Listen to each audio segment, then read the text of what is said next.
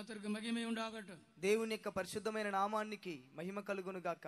வேதத்தின் முதல் புத்தகமாகிய ఆదియాగమం పుస్తకத்திற்கு நம்முடைய గమనத்தை நாம் திருப்புவோமாக. పరిశుద్ధ గ్రంథంలో మొదటి పుస్తకమైన ఆదికాండమునకు మన పరిశుద్ధ గ్రంథాన్ని తిప్పుదము. 3వ అధ్యాయం, 3వ అధ్యాయము, ఆదియాగమం 3వ అధ్యాయం, ఆదికాండము 3వ అధ్యాయము 15వ వచనத்தை వాసియంగల్. 15వ వాక్యాన్ని చదువుకొనిదము.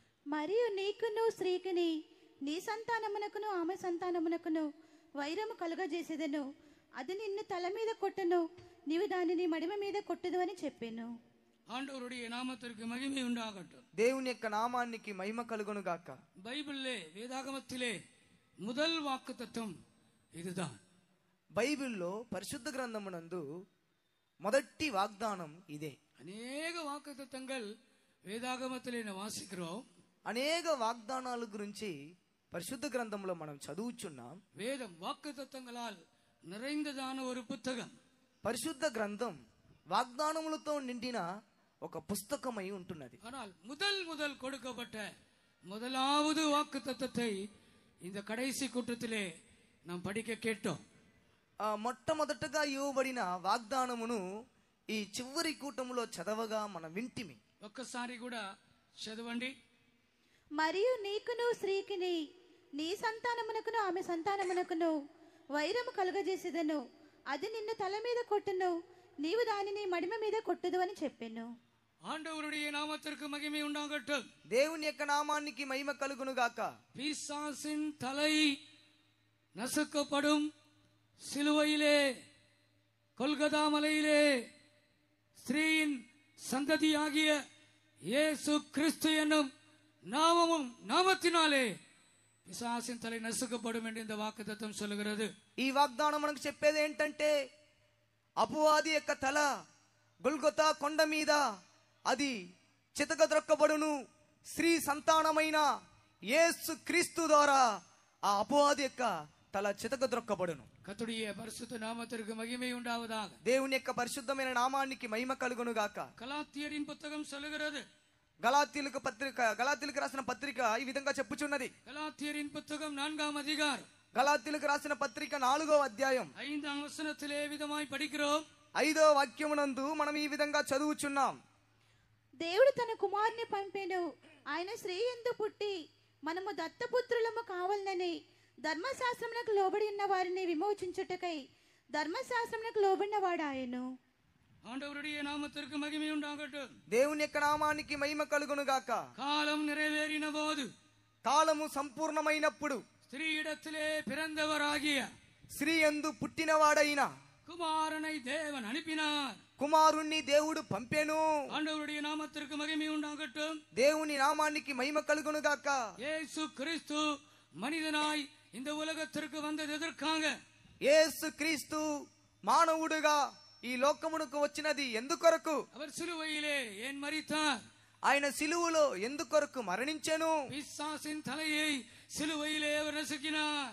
అపవాది యొక్క తలను ఆయన సిలువలో చితకద్రొక్కెను. அவர் உன் தலையை நசுக்குவார். ఆయన నీ తలను చితకద్రొక్కును. ஆண்டவருடைய நாமத்திற்கு மகிமை உண்டாகட்டும். దేవుని యొక్క నామానికి మహిమ కలుగును గాక. எபிரேய பாஷையிலே அந்த இடத்துல ஷூஃப் என்ற வார்த்தை யூஸ் பண்ணி இருக்கிறார். హెబ్రీ భాషలో ఆ స్థలంలో షూఫ్ అనే మాటను ఉపయోగించారు. SHOOF ஷூஃப். షూఫ్ அந்த வார்த்தையோட அர்த்தம் என்ன? ఆ మాట యొక్క అర్థం ఏంటి? ப்ரூயிஸ், கிரஷ், ப்ரூயிஷ், நசுக்குவார் என்ற அர்த்தம் தான் அங்கே சொல்லப்பட்டிருக்கிறார். నలిపేయడం అనగా చితక త్రొక్కడం. அவர் உன் தலையை நசுக்குவார். ఆయన నీ తలను చితక త్రొక్కును. எத்தனை ஆயிரங்கள் ஆண்டுகளுக்கு முன்பதாக இந்த வாக்குத்தத்தம் ஆதாமுக்கும் ஏவாளுக்கும் கொடுக்கப்பட்டது. ఎన్నో వేల సంవత్సరమునకు ముందుగా ఈ వాగ్దానము ఆదాముకు హవ్వకు ఇవ్వబడిన ஏதேன் தோட்டத்திலே கொடுக்கப்பட்ட வாக்குத்தத்தமா இருக்கிறார். ఏదేను తోటలో ఇవ్వబడిన వాగ్దానమై ఉంటున్నది. 2000 ஆண்டுகளுக்கு முன்பதாக கொல்கதா மலையிலே அந்த வாக்குத்தத்தம் நிறைவேறியது. అవును, 2000 సంవత్సరములకు ముందుగా ఈ వాగ్దానము గొల్గొతా కొండ మీద నెరవేర్చబడెను. கர்த்தருடைய பரிசுத்த நாமத்திற்கு மகிமை உண்டாவதாக. దేవుని యొక్క పరిశుద్ధమైన నామానికి మహిమ కలుగును గాక. பிசாசின் தலையை இயேசு நசுக்கினார்.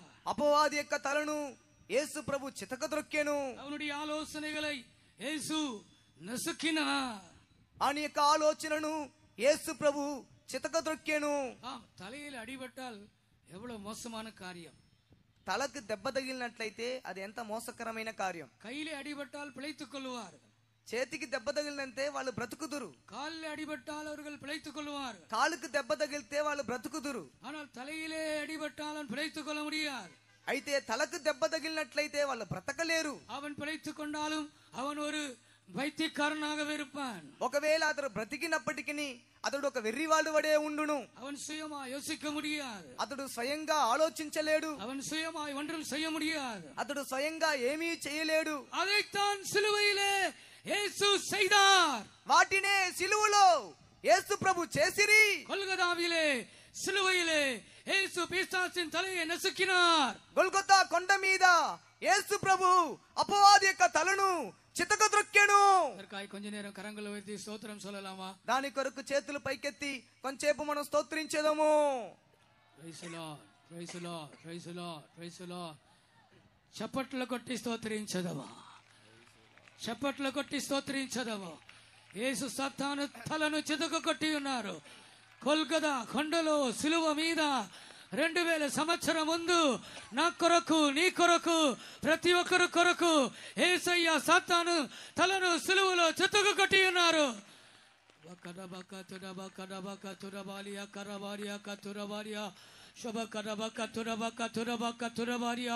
Hallelujah. Thank you, Jesus. Thank you, Jesus. Amen. ஆண்டவருடைய பரிசுத்த நாமத்திற்கு மகிமை உண்டாவதாக. దేవుని యొక్క పరిశుద్ధమైన నామానికి మహిమ కలుగును గాక. பழைய ஏற்பாட்டு காலத்திலே அதற்கு அடையாளமாக பிசாசின் தலை நசுக்கப்பட்டதை உங்களுக்கு நான் சுட்டி காண்பிக்க நான் விரும்புகிறேன்.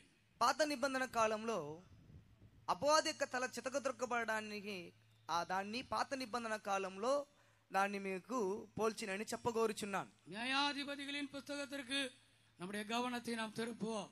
న్యాయాధిపతుల గ్రంథమునకు మన పరిశుద్ధ గ్రంథాన్ని తిప్పుదాం. நியாயாதிபதிகளின் புஸ்தகம் న్యాయాధిపతులు 9వ அதிகாரம் 9వ అధ్యాయం 53వ వచనం 53వ వాక్యం.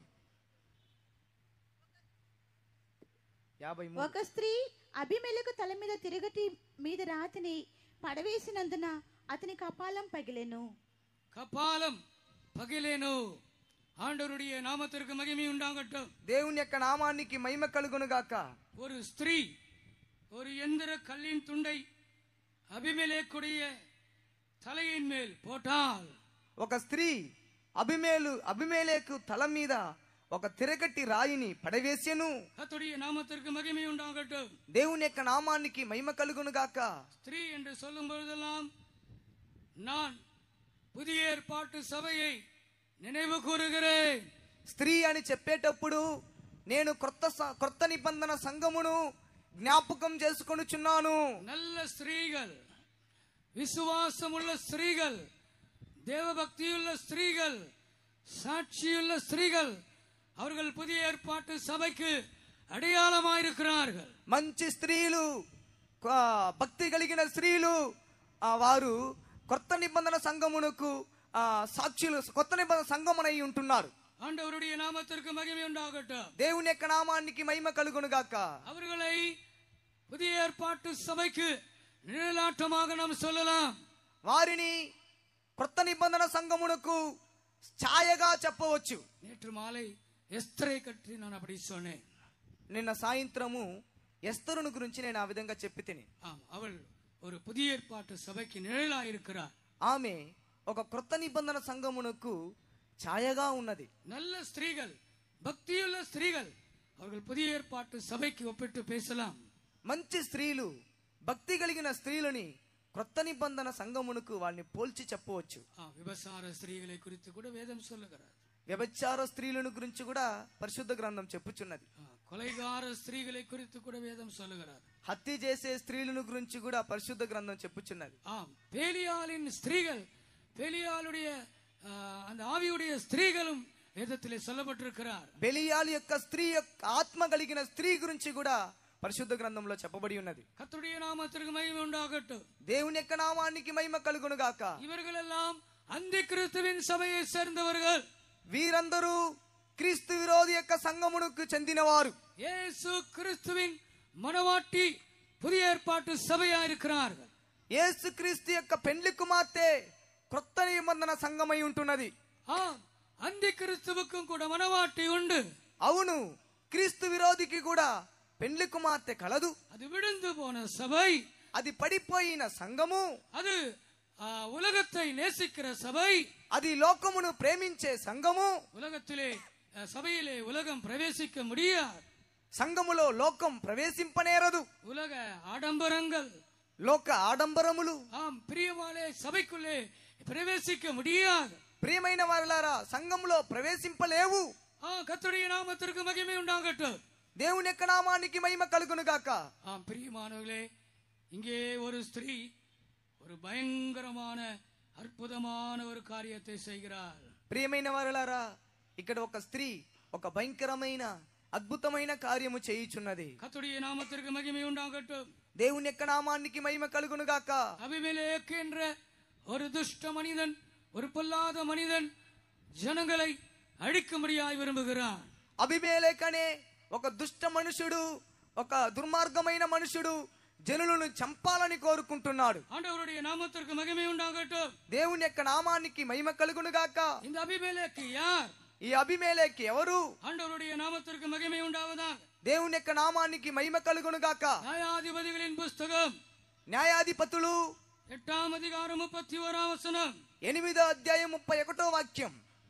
షెకెములో ఉన్న అతని ఉపపత్నియు అతనికి ఒక కుమారుని కనగా గిద్యోను వానికి అబిమెలెకు అని పేరు పెట్టెను. గిద్యోనిన్ మరుమனையாட்டியின் మగనాக இருக்கிறான். గిద్యోను యొక్క ఉపపత్ని యొక్క కుమారుడై ఉన్నాడు. இவன் గిద్యోనిன் மனைவியின் மூலமாய் பெற்றெடுத்த குமாரன் அல்ல. ఇతడు గిద్యోను యొక్క భార్య ద్వారా కనబడిన కుమారుడు కాదు. గిద్యోనుடைய மறுமனையாட்டியின் மூலமாய் இவன் வந்ததான ஒரு மகனா இருக்கிறான். గిద్యోను యొక్క ఉపపత్ని ద్వారా పుట్టిన కుమారుడై ఉన్నాడు. அவனுக்கு கிதியோன் அபிமெலேக் என்று பெயரிடுகிறான். అతనికి గిద్యోన్ అబిమెలెకు అని పేరు పెట్టెను. இந்த அபிமெலேக்கின் தாய் யார்? అబిమెలెకు యొక్క తల్లి ఎవరు? న్యాయాధిపతిகள் పుస్తకం 9వ అధికారం 17వ వచనం சொல்லுகிறது. న్యాయాధిపతులు 9వ అధ్యాయము 17వ వాక్యం చెప్పుచున్నది. అయితే మీరు నా తండ్రి కుటుంబముల మీదకి లేచి ఒక రాతి మీద అతని కుమారులైన 70 మంది మనుషులను చంపి అతని పనికెత్తి కుమారుడైన అబీమెలెకు మీ సహోదరుడైనందున షెకెము వారి మీద అతన్ని రాజుగా నియమించున్నారు. యెరుబ్బయలు ఎడలను చాలు. అబీమెలెక్ గిద్యోనిన్ వేలైకారిயின் మగన్. అబిమెలెకు గిద్యోను యొక్క పనికెత్తే యొక్క కుమారుడు. గిద్యోన్ ஒரு நல்ல மனுஷன். గిద్యోను ఒక మంచి మనుషుడు. ஆனால் நல்ல மனிதர்கள் சில நேரம் தவறு செய்து விடுகிறார்கள். అయితే మంచి వ్యక్తులు కొన్ని సందర్భంలో కొన్ని తప్పులు చేయుచున్నారు. கர்த்தருடைய நாமத்திற்கு மகிமை உண்டாகட்டும். దేవుని యొక్క నామానికి మహిమ కలుగును గాక. గిద్యోనుக்கு 2 కుమారులు இருந்தார்கள். గిదియోనుకు 2 కుమారులు ఉండిరి. மூத்தவனுடைய பேர் எத்தேர். 8వ అధికారం న్యాయాధిపతిகள் 8వ అధికారం న్యాయాధిపతులు 8వ అధ్యాయం 20వ వచనం 20వ వాక్యం. యెహోవా జీవము తోడు మిమ్మల్ని చంపకొందునని చెప్పి తన పెద్ద కుమారుడైన ఎతేరును చూచి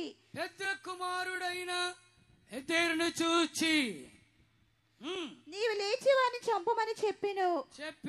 అతడు చిన్నవాడు గనుక భయపడి కత్తిని దూయలేదు.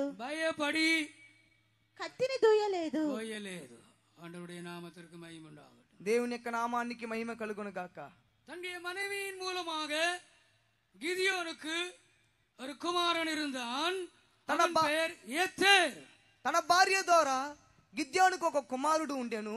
అతని పేరు ఎతేరు. அவனுக்கு இன்னொரு மகனும் கூட இருந்தான். అతనికి ఇంకొక కుమారుడు కూడా ఉండెను. ஆண்டவருடைய நாமத்திற்கு மகிமை உண்டாகட்டும். దేవుని యొక్క నామానికి మహిమ కలుగును గాక. న్యాయాధిపతిகள் 9వ అధికారం 5వ వచనం அதை சொல்லுகிறது. న్యాయాధిపతులు 9వ అధ్యాయము 5వ వాక్యం దాన్ని చెప్పుచున్నది. తరువాత అతడు ఒఫ్రాలోనున్న తన తండ్రి ఇంటికి పోయి యెరుబ్బయలు కుమారులు తన సహోదరులైన ఆ 70 మంది మనుషులను ఒక్క రాతి మీద చంపెను. యెరుబ్బయలు చిన్న కుమారుడైన యోతాము మాత్రమే దాగి ఉండి తప్పించుకొనెను. యెరుబాగాల్ என்றால் గిదియోనుకు வைக்கப்பட்ட பெயர். యెరుబయేలు అనగా గిదియోనుకు పెట్టబడిన పేరు. ఇశ్రాయేలుని రక్షించ பொழுது ఇశ్రాయేలుని రక్షించినప్పుడు ఇశ్రాయేల్ மக்கள் அவனுக்கு அந்த பெயர் வைத்தார். ఇశ్రాయేలు జనులు అతనికి ఆ పేరు పెట్టిరి. கர்த்தருடைய நாமத்திற்கு மகிமை உண்டாகட்டும். దేవుని యొక్క నామానికి మహిమ కలుగును గాక. ஒருவரும் ఇశ్రాయేల్ మక్కలై కాపాற்ற మున్వరవిல்லை. ఏ ఒక్కరు కూడా ఇశ్రాయేలును కాపాడుటకు ముందుకు రాలేదు. எல்லாரும் பயந்து மலைகளிலே குகைகளிலே ஒளிந்து கொண்டார்கள். అందరూ భయపడి కొండల్లోను గుహల్లోను దాగుకొనిరి. கர்த்தருடைய நாமத்திற்கு மகிமை உண்டாவதாக. దేవుని యొక్క నామానికి మహిమ కలుగును గాక. ஆனால் இந்த கிதியோன் வைராக்கியமாக தேவன் மேல் யெகோவாவின் மேல் முழு நம்பிக்கை வைத்து அவன் எழுந்து அவன் శత్రుக்களை அவன் ఎదుర్తాன். అయితే ఈ గిద్యోను దేవుని మీద విశ్వాసమును ఉంచి ధైర్యముగా బలముతో శత్రువులను ఎదిరించి జయించెను. న్యాయాధిపతిகளின் పుస్తకం 6వ అధికారం న్యాయాధిపతులు 6వ అధ్యాయం 32వ వచనం 32వ వాక్యం. పేరే యెరుబ్బయేలు. கர்த்தருடைய நாமத்திற்கு மகிமை உண்டாகட்டும். దేవుని యొక్క నామానికి మహిమ కలుగును గాక. இப்பொழுது நான் வாசித்தது போல இந்த యెరుబాగాలిன் இளைய కుమారుని தான் యోదాం. ఈ యెరుబయేలు యొక్క చివరి కనిష్ట కుమారుడే యోతాము. அவனுடைய 2 కుమారుల పేరే நான் இப்பொழுது உங்களுக்கு வாசித்து காண்பித்தேன். అతని ఇద్దరి కుమారుల యొక్క పేర్లను మీకు నేను చదివి చూపించి తిని. மூத்தவன் பேர் எத்தே, జ్యేష్ఠ కుమారుని పేరు ఎతేరు. இளைய குமாரனுடைய பேர் யோதாம். కనిష్ట కుమారుని యొక్క పేరు యోతాము. கர்த்தருடைய நாமத்திற்கு மகிமை உண்டாகட்டும். దేవుని యొక్క నామానికి మహిమ కలుగును గాక. இது ஜனங்களை న్యాయాధిపతిகள் ఆండ కాలத்தை குறிக்கிறது. ఇది న్యాయాధిపతులు జనులను ఏలుబడి చేసిన కాలమును చూపించుచున్నది. 15 న్యాయాధిపతిகள் அவளுக்கு జనులను శత్రువులు అతను బాధించినప్పుడు இஸ்ரவேல் மக்கள் யெகோவா தேவனை நோக்கி கூப்பிட்டார்கள். ఇశ్రాయేలు జనులు యెహోవా దేవునికి మొరపెట్టిరి. அவர்கள் அடிமைத்தனத்தில் இருந்தார்கள். వారు బానిసత్వములో ఉండిరి. அவர்களுக்கு விடுதலை இல்லை. వారికి విడుదల లేదు. ஆண்டவருடைய நாமத்திற்கு மகிமை உண்டாகட்டும். దేవుని యొక్క నామానికి మహిమ కలుగును గాక. பிரியமானவர்களே, அந்த நேரத்தில் தான் முதலாவதாக ஒத்னியேலை தேவன் எழுப்பினார். అలాంటి సందర్భంలోనూ మొదటిగా దేవుడు ఒత్నియేలును లేపెను. கர்த்தருடைய பரிசுத்த நாமத்திற்கு மகிமை உண்டாகட்டும். దేవుని యొక్క పరిశుద్ధమైన నామానికి మహిమ కలుగును గాక. இவர்கள் அவனால் 8 வருஷம் உபத்திரவப்பட்டார். వారు ఇతని చేత 8 సంవత్సరములు శ్రమనుందిరి. சத்துருக்கள் மூலமாக ஒத்னியேல் எழும்புவதற்கு முன்பதாக 8 வருஷம் அவர்கள் பயங்கரமான உபத்திரம் வழியாய் போய் கொண்டிருந்தார். ఒత్నియేలు న్యాయాధిపతిగా రాకముందు ఇశ్రాయేలీలు శత్రువుల చేత 8 సంవత్సరములు బాధింపబడిరి. இந்த ஒத்னியேலை தேவன் எழுப்பினார். ఒత్నియేలుని దేవుడు లేపెను. ஒத்னியேலின் நாட்கள் அவன் 40 வருஷம் அமைதலாயிருந்தது, இளைப்பாறுதலாயிருந்தது. ఒత్నియేలు దినములలో దేశము 40 సంవత్సరములు నెమ్మది పొందెను. கர்த்தருடைய நாமத்திற்கு மகிமை உண்டாகட்டும். దేవుని యొక్క నామానికి మహిమ కలుగును గాక. முதலாம் நாளிலே இதை பற்றி இந்த ஒத்னியேல் என்றால் யூதா கோத்திரத்து சிங்கம். ఒత్నియేలు అనగా యూదా గోత్రపు సింహం. இயேசு கிறிஸ்து அவருடைய ஜனங்களை విడుదలయాக்குகிறவர். యేసు క్రీస్తు తన జనులను విడిపించుచున్నాడు. அவர்களுடைய அடிமைத்தனத்திலிருந்து அவர்களை சுதந்திரவாளிகளாய் மாற்றுகிறவர். వారి యొక్క బానిసత్వముల నుండి వారిని స్వతంత్రులుగా చేయువాడు. குமாரன் விடுதலையாக்கினால் மெய்யாகவே விடுதலையாவீர்கள். కుమారుడు మిమ్మల్ని స్వతంత్రులుగా చేసిన యెడల నిశ్చయముగానే మీరు స్వతంత్రులై ఉందురు. இயேசுவினால் நாம் விடுதலையாக்கப்பட்ட ஜனங்கள். యేసయ్య చేత మనం విడిపింపబడిన జనులము. ஆம் என்று சொல்லுகிற கரங்களை உயர்த்தி ஹல்லேலூயா சொல்லுங்கள். అవునని చెప్పేవారు చేతుల పైకెత్తి హల్లెలూయా చెప్పండి. ஹல்லேலூயா. உங்களை விடுதலையாக்கினது யார்? మిమ్మల్ని విడిపించినది ఎవరు? உங்களை ரட்சித்தது யார்? మిమ్మల్ని రక్షించినది ఎవరు? உங்களை குணமாக்கியது யார்? మిమ్మల్ని స్వస్థపరిచినది ఎవరు? உங்கள் కన్నీரை துடைத்தது யார்? మీ కన్నీళ్లు తుడిచినది ఎవరు? உங்களை ఆశీర్వదించது யார்? మిమ్మల్ని ఆశీర్వదించినది ఎవరు? அவருடைய பெயர் என்ன? అతని పేరేంటి? அவருடைய பெயர் தான் இயேசு. అతని పేరే యేసు. எல்லாரும் சேர்ந்து இயேசு என்று சொல்லுங்கள். అందరూ చేరి యేసు అని చెప్పండి. இயேசு இயேசு இயேசு. இயேசுவின் நாமத்திலே விடுதலை இருக்கிறது. యేసు నామములో విడుదల ఉన్నది. அவர் யூதா கோத்திரத்து சிங்கம். ఆయన యూదా గోత్రపు సింహం. அவர் உன்னை விடுதலையாக்குவார். ఆయన నిన్ను విడిపించును. அவர் உன்னை ரட்சிப்பார். ఆయన నిన్ను రక్షించును. அவர் உன்னை ஆசீர்வதிப்பார். ఆయన నిన్ను ఆశీర్వదించును. அவர் உனக்கு அற்புதம் செய்வார். ఆయన నీకు అద్భుతము చేయును. அவர் உன் நியாயாதிபதி. ఆయన నీ న్యాయాధిపతి. அவர் உன் ரட்சகர். ఆయన నీ రక్షకుడు. முதலாவது நியாயாதிபதி ஒத்னியேல்.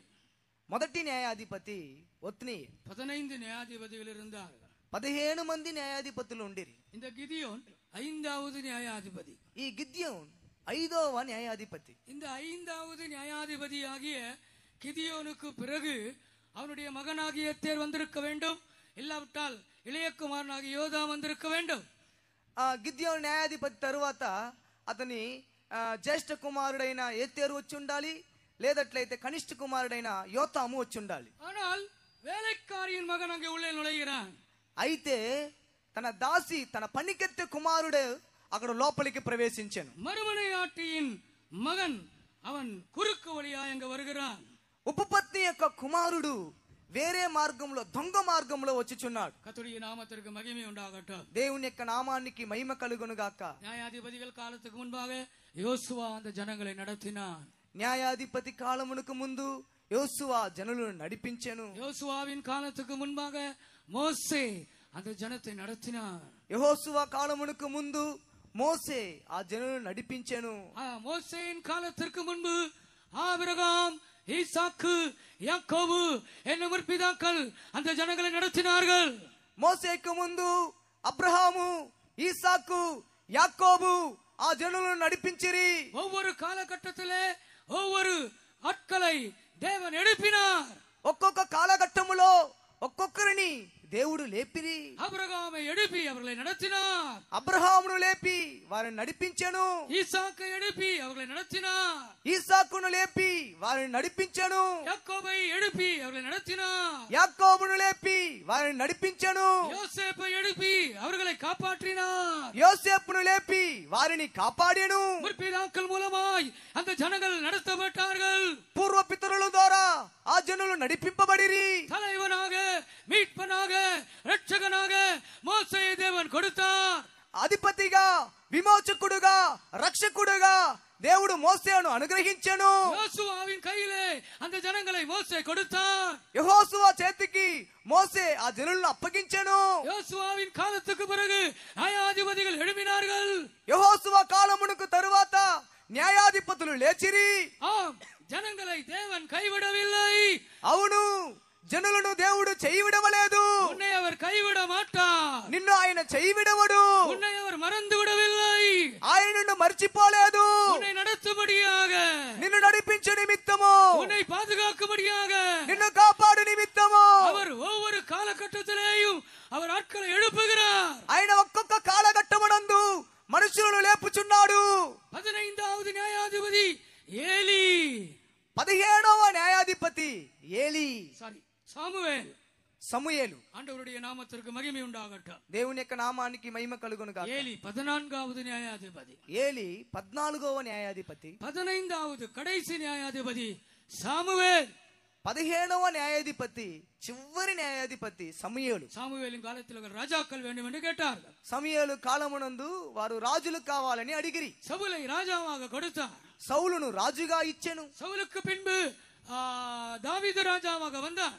సౌలుకు తరువాత దావీదు రాజుగా వచ్చెను. ஆண்டவருடைய நாமத்திற்கு மகிமை உண்டாகட்டும். దేవుని యొక్క నామానికి మహిమ కలుగును గాక. தாவீதுக்கு பின்பு சாலமோன் ராஜாவாக வந்தான். దావీదుకు తరువాత సొలొమోను రాజుగా వచ్చెను. சாலமோனுடைய மரணத்துக்கு பிறகு 2 ராஜ்யம் அது மாறியது.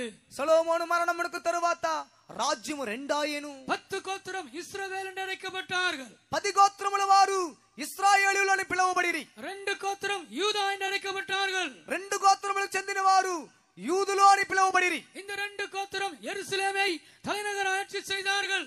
ఈ 2 గోత్రముల వారు యెరూషలేముని వాళ్ళు రాజధాని నగరముగా చేసుకొనిరి. இந்த 2 గోత్రం யார்? ఈ 2 గోత్రములు ఎవరు? ஒன்று யூதா கோத்திரம், ఒకటి యూదా గోత్రము, இன்னொன்று பென்யமீன் கோத்திரம். ఇంకొకటి బెన్యామీను గోత్రము. இந்த 2 கோத்திரம் యెరూషలేமை தலைநகராய் கொண்டு ஆட்சி செய்தார்கள்.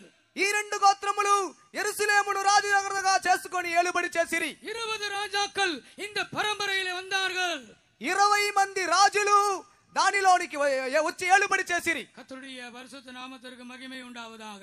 దేవుని పరిశుద్ధమైన నామానికి మహిమ కలుగును గాక. 10 கோத்திரத்தை சேர்ந்தவர்கள் இஸ்ரவேல் என்று அழைக்கப்பட்டார்கள். 10 గోత్రములకు చెందిన వారు ఇశ్రాయేలులని పిలువబడిరి. 19 ராஜாக்கள் அவர்களுக்கு கொடுக்கப்பட்டார்கள். 19 మంది రాజులు వారికి ఇవ్వబడిరి. ராஜாக்களின் காலத்துக்கு பிறகு பாபிலோன் கடிமைகளாய் போனார்கள். రాజుల కాలముకు తరువాత వారు బబులోనుకు బానిసలుగా వెళ్ళిరి. யெசாயா தீர்க்கதரிசி எழும்பினான். యెషయా ప్రవక్త లేచెను. எரேமியா தீர்க்கதரிசி எழும்பினான். ఇర్మియా ప్రవక్త లేచెను. எசேக்கியேல் தீர்க்கதரிசி எழும்பினான். యెహెజ్కేలు ప్రవక్త లేచెను. தீர்க்கதரிசிகள் எழும்பினார்கள். ప్రవక్తలు లేచిరి. ஆம், ராஜாக்களுக்கு பிறகு அந்த ஜனங்களை தேவன் கைவிடவில்லை. అవును, రాజులకు తరువాత దేవుడు ఆ జనులను చేయవిడవలేదు. அவர்களுக்கு தீர்க்கதரிசிகளை எழுப்பினார். వారికి ఆయన ప్రవక్తలను లేపెను. ஓசியாவை எழுப்பினார். ఓసియాను లేపెను. யோவேலை எழுப்பினார். యోవేలును లేపెను. இப்படி தீர்க்கதரிசிகளை அவர் எழுப்பினார். ఈ విధంగా ప్రవక్తలను లేపెను. ஆண்டவருடைய நாமத்திற்கு மகிமை உண்டாகட்டும். దేవుని యొక్క నామానికి మహిమ కలుగును గాక. தீர்க்கதரிசியின் காலம் முடிந்த பிறகு ప్రవక్తల కాలం అయిన తరువాత யோவான் ஸ்நானகனை அனுப்பினார். బాప్తిసమిచ్చి యోహానును పంపెను. இயேசு கிறிஸ்துவை அனுப்பினார். యేసుక్రీస్తును పంపెను. இயேசு கிறிஸ்து 12 அப்போஸ்தலரை தெரிந்தெடுத்தார். యేసుక్రీస్తు 12 మంది అపోస్తలులను ఏర్పరచుకొనెను. பேதுருவை தேவன் எழுப்பினார். పేతురుని దేవుడు లేపెను.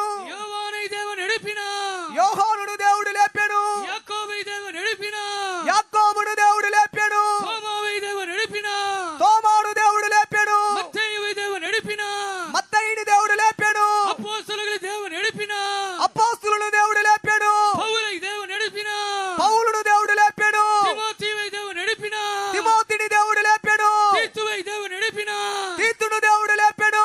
ஆம், இன்றைக்கும் அப்போஸ்தலர்களை தேவன் உலகத்திற்கு தந்திருக்கிறார். అవును, ఇప్పటికీ దేవుడు లోకానికి అపోస్తలులను ఇచ్చి ఉన్నాడు. அவருடைய ஜனங்களை அவர் கைவிடவே இல்லை.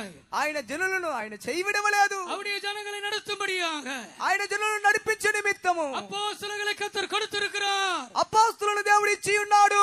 வருகை வரையும் இந்த சபை அப்போஸ்தலர்களால் நடத்தப்படும். రాకడ వరకు ఈ సంఘము అపోస్తలుల చేత నడిపింపబడును. யாரை அப்போஸ்தலர் என்று சொல்லலாம்? ఎవరిని అపోస్తలులని చెప్పవచ్చు? எல்லாரையும் அப்போஸ்தலர் என்று சொல்லலாமா? అందరిని అపోస్తలులని చెప్పగలమా? 5 విధமான ఉద్యోగస్తులు இருக்கிறார்கள். 5 విధమైన ఉద్యోగస్తులు ఉన్నారు. அப்போஸ்தலர்கள், అపోస్తలులు, 2 தீர்க்கதரிசிகள், రెండోది ప్రవక్తలు, 3 சுவிசேஷகர்கள், మూడోది సువార్తకులు, 4வது மெய்ப்பர்கள், నాలుగోది కాపరులు, 5வது போதகர்கள். ఐదవది బోధకులు. இந்த அப்போஸ்தலருடைய விசேஷம் என்ன? ఈ అపోస్తలుల యొక్క విశేషం ఏంటి? இந்த 4 பேரை விட இந்த அப்போஸ்தலர் விசேஷமானவர்கள். ఈ నలుగురు కంటే ఈ అపోస్తలుడు విశేషం. அதிகாரம் ఎఫెసీయులకు 4వ అధ్యాయం 11ஆம் வசனத்திலிருந்து வாசியுங்கள். 11వ వాక్యం నుండి మనం చదువు 11ஆம் வசனத்திலிருந்து வாசியுங்கள். 11వ వాక్యం నుండి మనం చదువుకునేదము. మనమందరము అందరము విశ్వాస విషయములోను విశ్వాస విషయములోను దేవుని కుమారుని గూర్చిన జ్ఞాన విషయంలోను జ్ఞాన విషయములోను ఏకత్వం పొంది ఏకత్వం పొంది సంపూర్ణ పురుషుల మగ వరకు సంపూర్ణ పురుషులకు వరకు అనగా క్రీస్తునకు కలిగిన సంపూర్ణతకు సమానమైన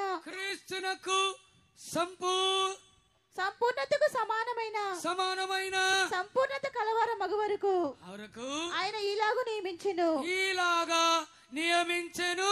పరిశుద్ధులు సంపూర్ణులగునట్లు పరిశుద్ధులు సంపూర్ణులగునట్లు క్రీస్తు శరీరము క్షేమాభివృద్ధి చెందుటకును క్రీస్తు శరీరమైన సంఘం క్షేమాభివృద్ధి పొందినట్లు పరిచర్య ధర్మము జరుగుటకును పరిచర్య ధర్మం జరగనట్లు ఆయన కొందరిని అపోస్తలులను గాను కొందరిని అపోస్తలు గాని కొందరిని ప్రవక్తలను గాను కొందరిని ప్రవక్తలు గాను కొందరిని సువార్థికులను గాను కొందరిని సువార్థకులు గాను కొందరిని కాపరులను గాను కొందరిని కాపరులు గాను ఉపదేశకులను గాను నియమించెను. కొందరిని ఉపదేశకులు గాను నియమించను.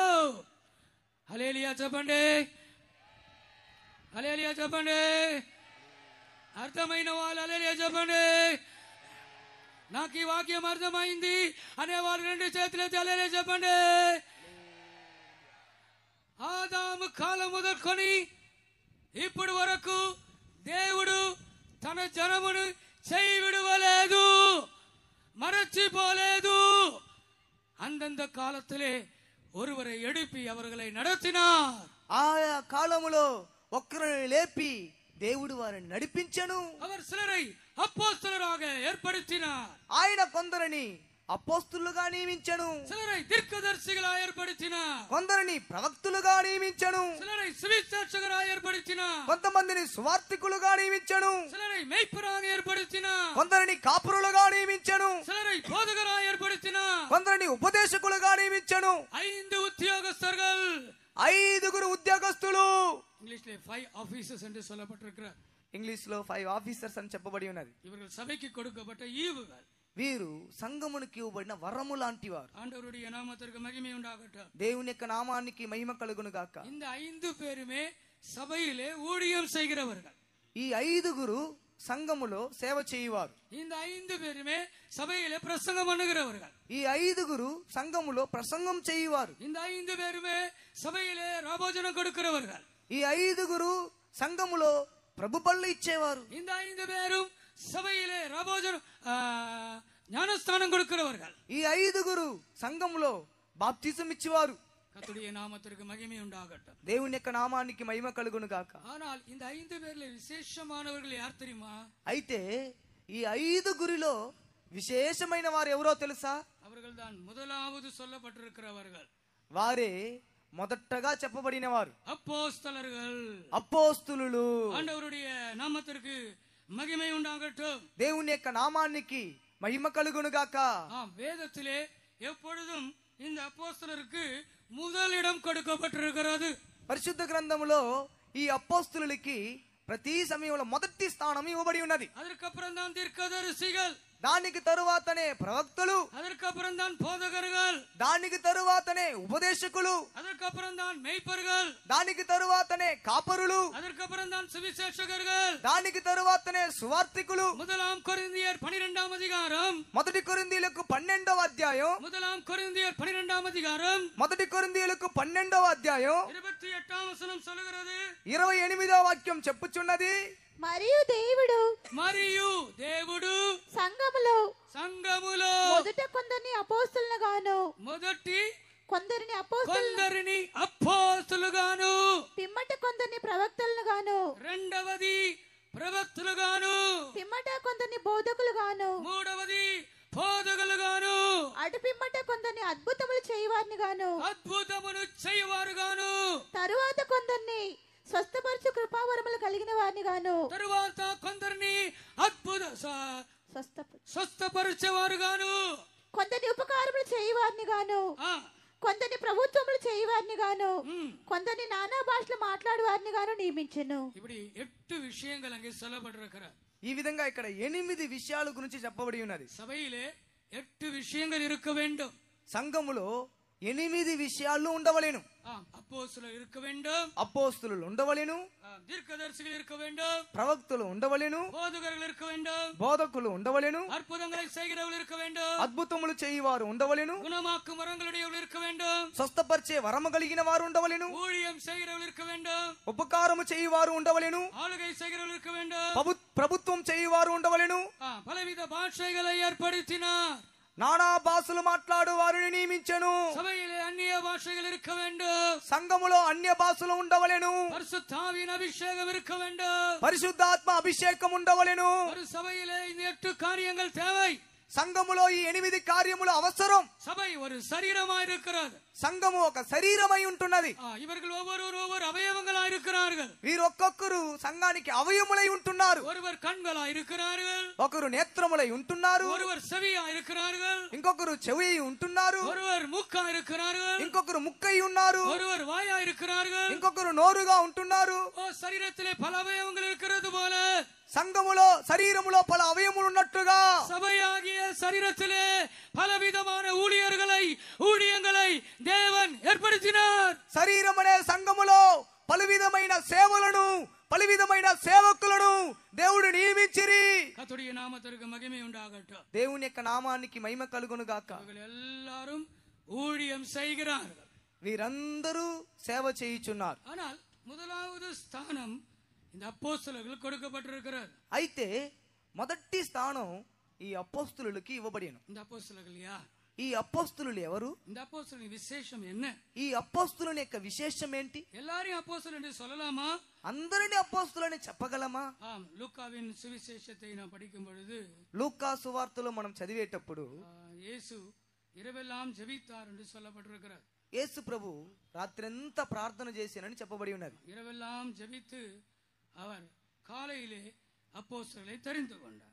రాత్రంతా ఆయన ప్రార్థన చేసి ఉదయమున ఆయన అపోస్తలుల్ని ఏర్పరిచాడు. லூக்காவின் சுவிசேஷம் లూకా సువార్త 6వ అధ్యాయం 6వ అధ్యాయం 12వ వచనం 12వ వాక్యం. ఆ దినములందు లూకా సువార్త 6వ అధ్యాయం 12వ వాక్యం. ఆ దినములందు ఆయన ప్రార్థన చేయుటకు కొండకు వెళ్ళి దేవుని ప్రార్థించుట యందు రాత్రి గడిపెను. అమ్మా, నా ప్రసంగం నీకు అర్థం కాలేదా? చదవండి. ఉదయమైనప్పుడు ఆయన తన శిష్యులను పిలిచి వారిలో 12 మందిని ఏర్పరిచి వారిని అపోస్తలులు అని పేరు పెట్టెను. அவர்களுக்கு அப்போஸ்தலர் என்று பெயரிட்டார். వారికి అపోస్తలులు అని పేరు పెట్టెను. ఇంకా చదవండి.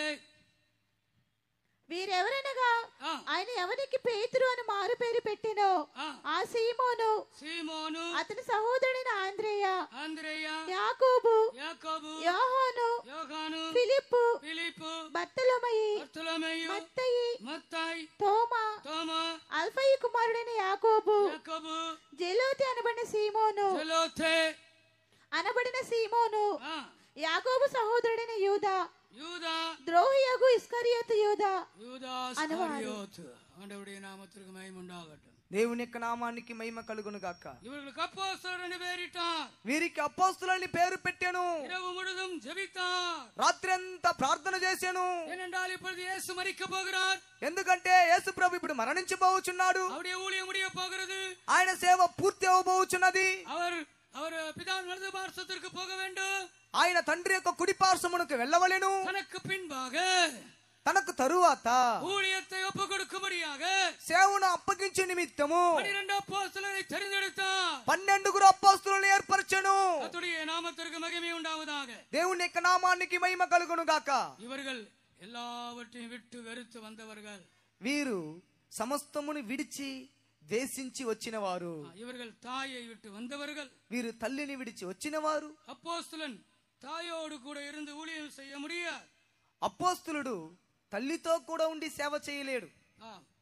அப்போஸ்தலன் தகப்பனோடு இருந்து ஊழியம் செய்ய முடியாது. అపోస్తలుడు తండ్రితో ఉండి సేవ చేయలేడు. அப்போஸ்தலன் சகோதரிகளோடு சேர்ந்து ஊழியம் செய்ய முடியாது. ఒక అపోస్తలుడు సహోదరుడు సహోదరితో చేరి సేవ చేయలేడు. ஆண்டவருடைய நாமத்திற்கு மகிமை உண்டாவதாக.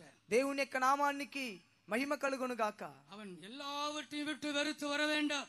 వాడు సమస్తమును విడిచి దేశించి రావలెను. ஊழியத்தை பற்றி இயேசு பேசும் பொழுது సేవను గురించి యేసు ప్రభు మాట్లాడేటప్పుడు లూకావిన్ సువిశేషం 14వ అధ్యాయం లూకా సువార్త 14వ అధ్యాయం 26వ వచనத்திலிருந்து వాసింగల్ 26వ వాక్యం నుండి చదువుకొనేదము. ఎవడైనను నా యొద్దకు వచ్చి తన తండ్రిని తల్లిని భార్యని పిల్లలని అన్న అన్నదమ్ములను అన్నం తమ్ముళ్ళని అక్క చెల్లెండ్రును అక్క చెల్లెల్ని తన ప్రాణమును సహా ద్వేషింపకుంటే తన ప్రాణము సగా ద్వేషింపకుంటే వాడు నా శిష్యుడు కానేరడు. ஆண்டவருடைய நாமத்திற்கு மகிமை உண்டாகட்டும். దేవుని యొక్క నామానికి మహిమ కలుగును గాక. அப்போஸ்தலர்கள் என்றால் இதெல்லாம் அவர்கள் செய்ய வேண்டும். అపోస్తలులు అంటే ఈ కార్యములన్నీ వాళ్ళు చెయ్యాలి. இந்த டிபிஎம் சபையுடைய ஊழியர்கள் వివాహం செய்கிறதில்லை.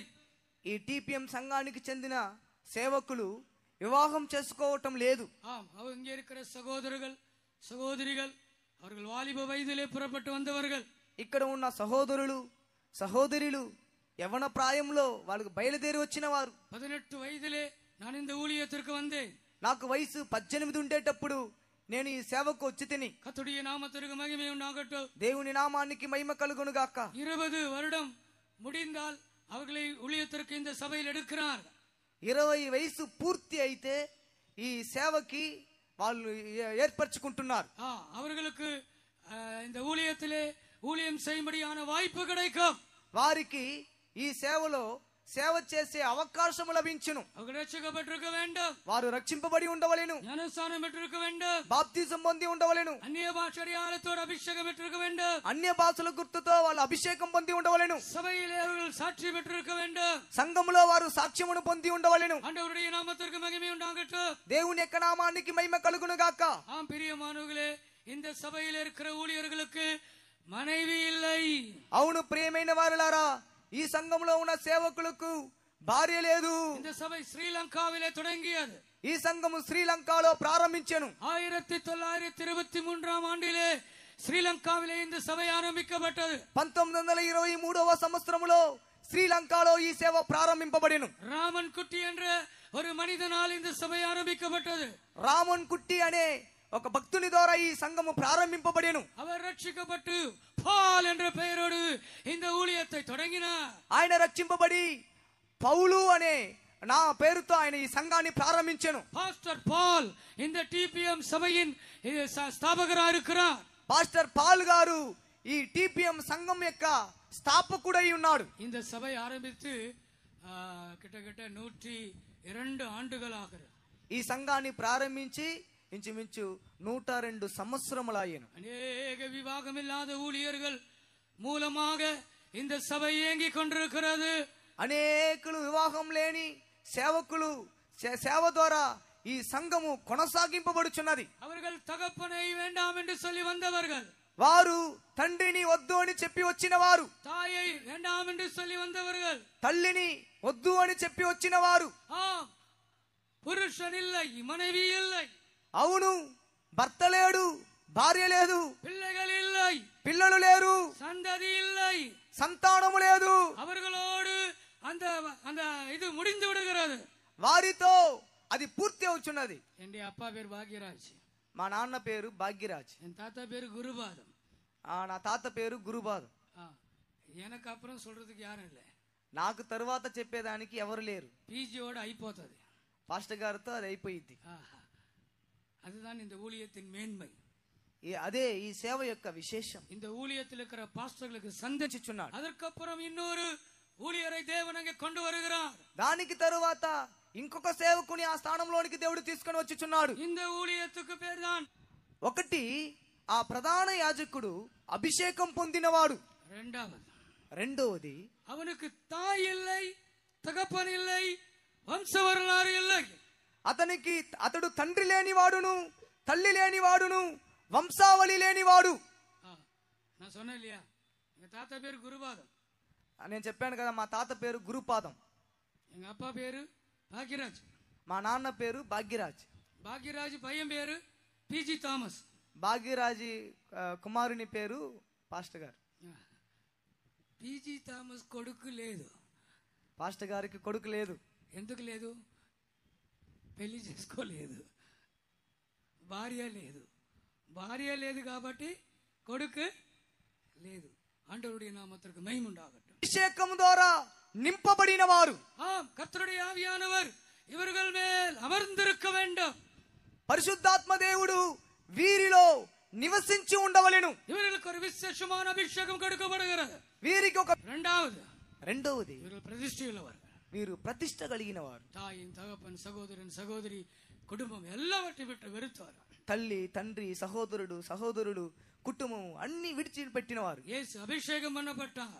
యేసు ప్రభు అభిషేకింపబడెను. యేసు 3 முறை அபிஷேகம் பண்ணப்பட்டார். యేసు ప్రభు 3 సార్లు అభిషేకింపబడెను. அதை சொல்லுவதற்கு எனக்கு நேரம் இல்லை. దాన్ని చెప్పేదానికి నాకు సమయం లేదు. నిత్యத்திலே பிதாவின் மடியிலே அவர் இருக்கும்போது అభిషేకం பண்ணப்பட்டார். నిత్యములో తండ్రి ఒడిలో ఉన్నప్పుడు ఆయన అభిషేకింపబడెను. మాంస శరీరத்திலே భూమికి வந்தபோது శరీర దేహములో ఆయన భూమికి వచ్చినప్పుడు யோர்தானிலே ஞானஸ்நானம் பெற்று கரையேறினபோது యోర్దానులో బాప్తిజం పొంది ఒడ్డునకు వచ్చినప్పుడు இரண்டாம் முறையாக பரிசுத்த ஆவியான புறாவை போல் இறங்கினார். రెండవసారి పరిశుద్ధాత్మ దేవుడు పావురం వలె అతని మీద దిగెను. మూడవదిగా యేసు ఉయిర్ తెழுந்த பின்பு యేసు ప్రభు పునరుద్ధానము చెందిన తరువాత ఒలివ మలైలే அவர் ఆరోహణమానబోదు ఒలివ కొండ మీద ఆయన ఆరోహణమైనప్పుడు పితావిన్ వలదు పార్శ్వతిలో ఉర్ఖార్దార్ తండ్రి యొక్క కుడి పార్శ్వములో కూర్చుండెను.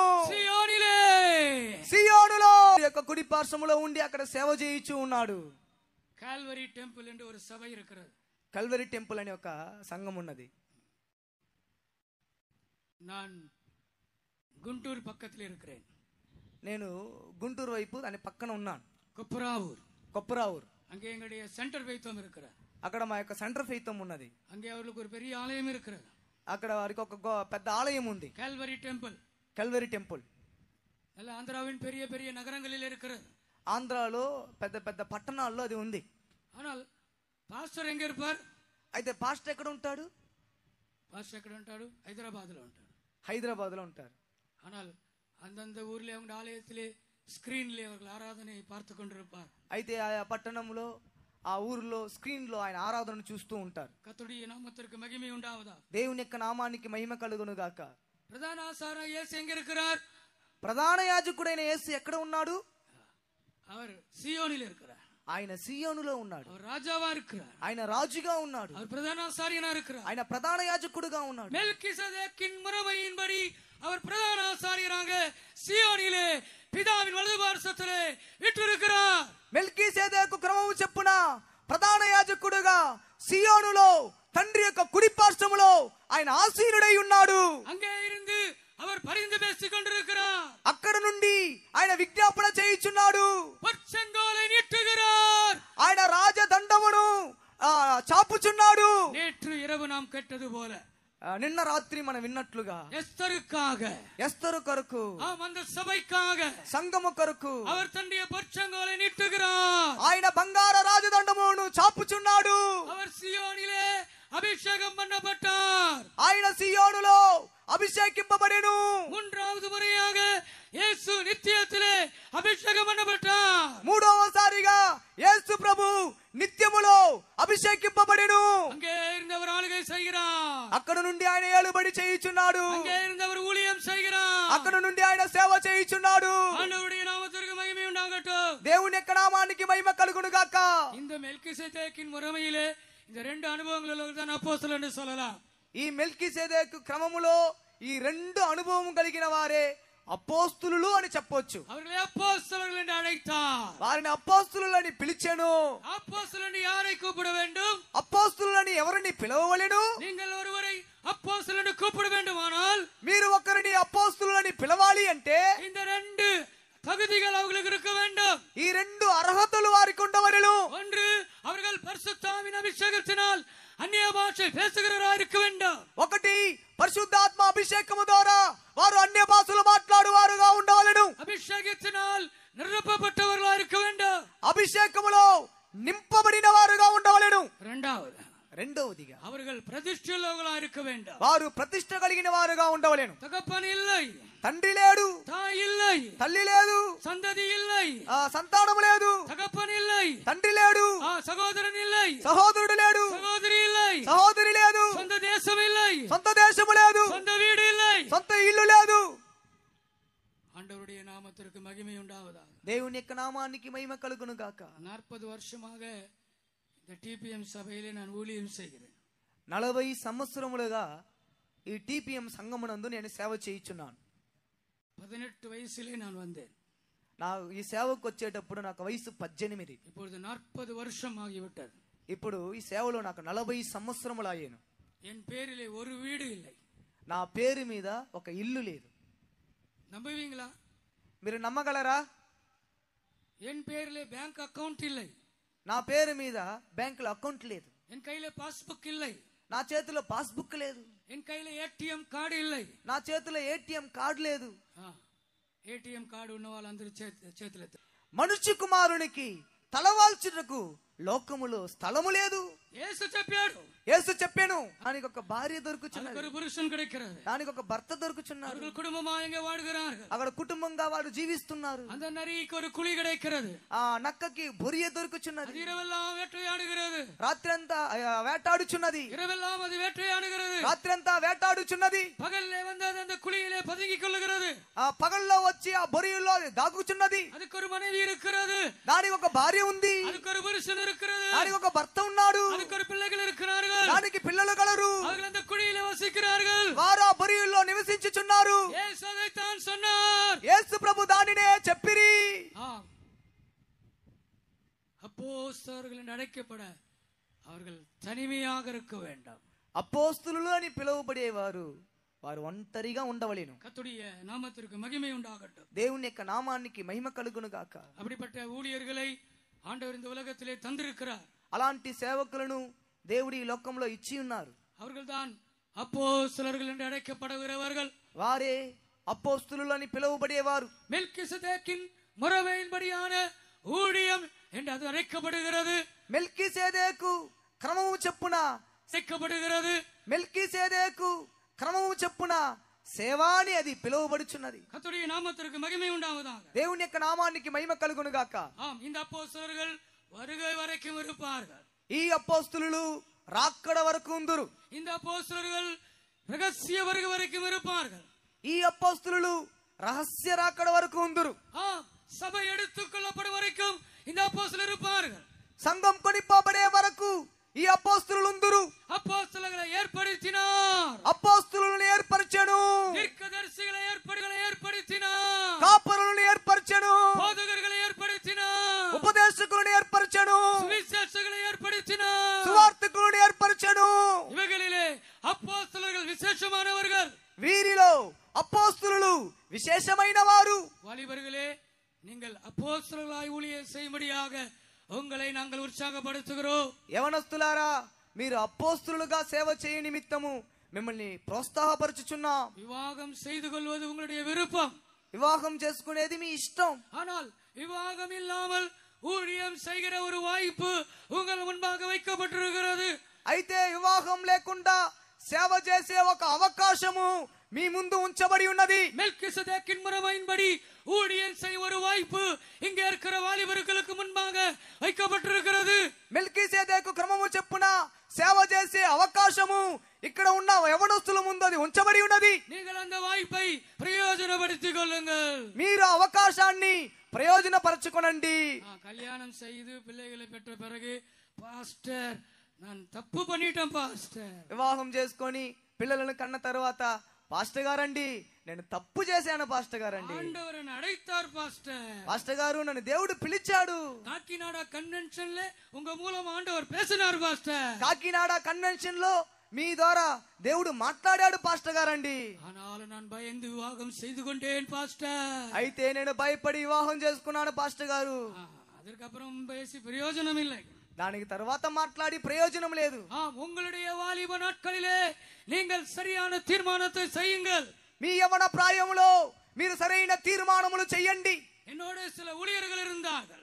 నాతో కొంతమంది సేవకులు ఉండిరి. அப்பொழுது நான் படித்துக் கொண்டிருந்தேன். అప్పుడు నేను చదువుకుంటా ఉంటిని. அவர்கள் என்னை பார்த்து சொன்னார்கள், వారు నన్ను చూచి చెప్పిరి, நீ ஊழியத்திற்கு வர வேண்டும் என்று சொன்னார்கள். నీవు సేవకు రావాలని చెప్పారు. நீ ஊழியத்திற்கு வர வேண்டும் என்று சொன்னார்கள். నీవు సేవకు రావాలని చెప్పిరి. என்னை பார்க்கிற எல்லா ஊழியர்களும் அப்படி சொன்னார்கள். నన్ను చూసే సేవకులందరూ ఆ విధంగా చెప్పిరి. என்னை அவர்கள் உற்சாகப்படுத்தினார்கள். వారు నన్ను ప్రోత్సాహపరిచిరి. அப்படிப்பட்ட ஊழியர்களுக்காக நான் கர்த்தரை துதிக்கிறேன். అలాంటి సేవకుల కొరకు నేను దేవుని స్తుతించుచున్నాను. எனக்கு தவறான ஆலோசனை கொடுக்க ஒருவரும் அந்த நாட்களிலே இல்லை.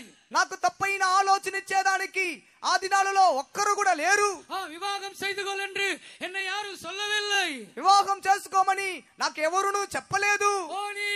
மெல்கிசேதேக்கின் முறைமையின்படி விவாகம் இல்லாமல் இந்த பிரதிஷ்டையுள்ள ஊழியம் செய்ய வேண்டும் என்று என்னை உற்சாகப்படுத்தினார்கள். నీవు మెల్కిసెదెకు క్రమము చెప్పున ఈ సేవను చేయాలని నన్ను ప్రోత్సాహపరిచిరి. 40 வருடங்களாக இந்த ஊழியத்திலே கர்த்தர் என்னை பாதுகாத்தார். 40 సంవత్సరములుగా ఈ సేవలో దేవుడు నన్ను కాపాడిరి. எத்தனையோ சோதனைகள் வந்தது, ఎన్నో శోధనలు వచ్చెను, எத்தனையோ போராட்டங்கள் வந்தது, ఎన్నో పోరాటములు వచ్చెను, எத்தனையோ అధైర్యంகள் வந்தது, ఎన్నో అధైర్యములు వచ్చెను, எத்தனையோ சோர்வுகள் வந்தது, ఎన్నో సమస్యలతో వచ్చెను, எத்தனையோ வியாதிகள் வந்தது, ఎన్నో వ్యాధులు వచ్చెను, எத்தனையோ மரண அபாயங்கள் வந்தது, ఎన్నో మరణ అపాయములు వచ్చెను. பிசாசு என்னை பயமுறுத்தினான், అపవాది నన్ను భయపెట్టెను.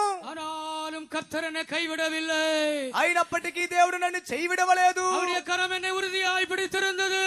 ఆయన హస్తం నన్ను దృఢముగా పట్టెను. உன்னை விட்டு விலகுவதில்லை, నిన్ను విడవను, உன்னை கைவிடுவதில்லை, నిన్ను ఎడబాయను, உன்னோடு கூட இருக்கிறேன். నీతో కూడా ఉన్నాను.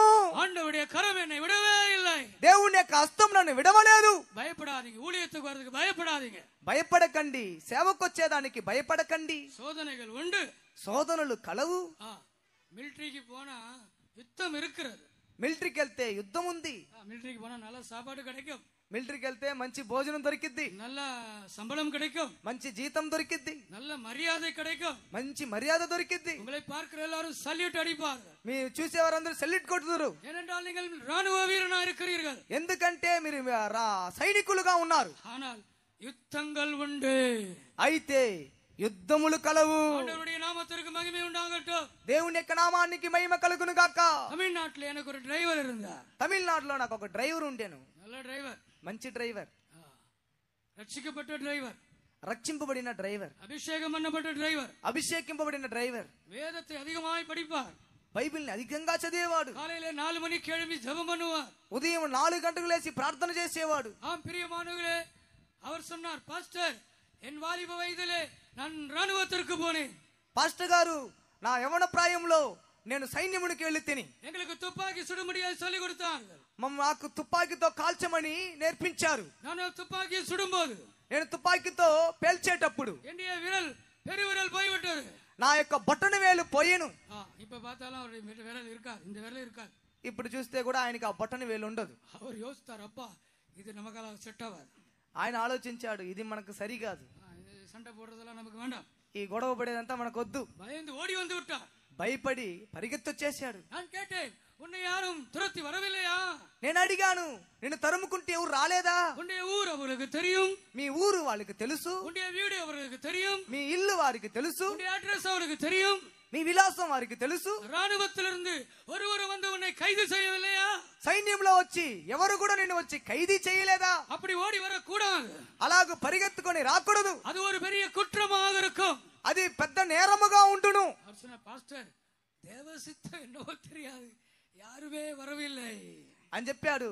పాస్టర్ గారు, దేవుని చిత్తం ఏంటో తెలియదు, ఎవ్వరూ రాలేదు. கர்த்தருடைய நாமத்திற்கு மகிமை உண்டாவதாக. దేవుని యొక్క నామానికి మహిమ కలుగును గాక. அப்போஸ்தல ஊழியம் செய்யும்படியாய் உங்களை நாங்கள் அழைக்கிறோம். మీరు అపోస్తలుల సేవ చేయు నిమిత్తము మిమ్మల్ని మేము ఆహ్వానించుచున్నాం. யுத்தங்கள் உண்டு, యుద్ధములు కలవు, போராட்டங்கள் உண்டு, పోరాటములు కలవు, சத்துருக்கள் உண்டு, శత్రువులు కలరు, சோதனைகள் உண்டு, శోధనలు కలవు, நிந்தைகள் உண்டு, నిందలు కలవు, அவமானங்கள் உண்டு, అవమానములు కలవు, கைவிடப்படுவீர்கள், మీరు చేయవిడబడుదురు, தனிமையாயிருப்பீர்கள், ఒంటరిగా ఉందురు. ஆனால் உன்னை அழைத்தவர் விடமாட்டார். అయినప్పటికీ నిన్ను పిలిచిన వాడు విడవడు. உங்களை அழைக்கிறவர் உண்மையுள்ளவர், మిమ్మల్ని పిలిచిన వాడు నమ్మకమైన వాడు. அவர் உங்களை கைவிடுவதில்லை, ఆయన మిమ్మల్ని చేయి విడవడు. மரண பரியந்தம் உங்களை நடத்துவார், మరణం వరకు మిమ్మల్ని నడిపించును. சீயோன் வரை உங்களை நடத்துவார், సియోను వరకు మిమ్మల్ని నడిపించును. இந்த கன்வென்ஷன் மூலமாக அநேக வாலிபர்கள் அப்போஸ்தலர் ஆகும்படியாக கர்த்தர் அவர்களை வேறு பிரிக்கிறார். ఈ కన్వెన్షన్ ద్వారా అనేక యవనస్తులు అపోస్తలులకు నిమిత్తం దేవుడు వారిని ప్రత్యేకపరచుచున్నాడు. ஆம் என்று சொல்லுகிறவர்கள் ஹல்லேலூயா சொல்லுங்கள். అవునని చెప్పేవారు హల్లెలూయా చెప్పండి. ஹல்லேலூயா, ஹல்லேலூயா.